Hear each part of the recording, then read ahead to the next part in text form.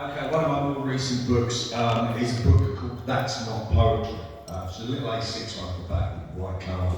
And it's a book essentially all about poetry, poets, writing, all that kind of stuff all mixed together.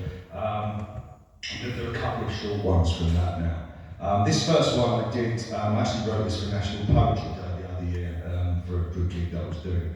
And it's called The Poet's Spell Broken. We bathed in the golden light that shone emphatically from the poet's arsehole. Soaking in it we were, woozy on it. We were experiencing something, maybe not the same something, not for everyone, but these days anything is better than nothing, right? And yeah, we were all feeling something, and it felt pretty good, until a voice from the back of the room hollered, "It's just a bloke saying things!" And the poet's spell was very nearly broken.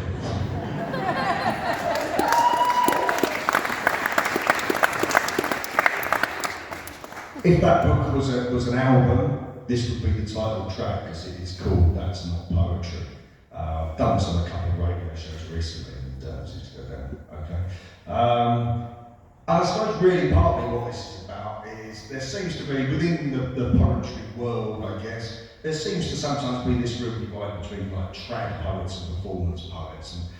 And I think it's kind of a false dichotomy really, because everyone loves words and we should all be just doing these things together really.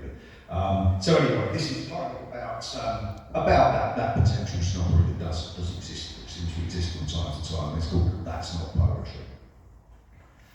That's not poetry, they muttered under their collective breath. It's just weird, just doggerel, lacking in sufficient depth.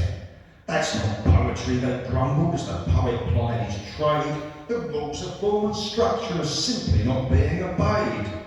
That's not poetry, they moaned, but little did they know that the poet didn't care for rules, they just weren't his MO.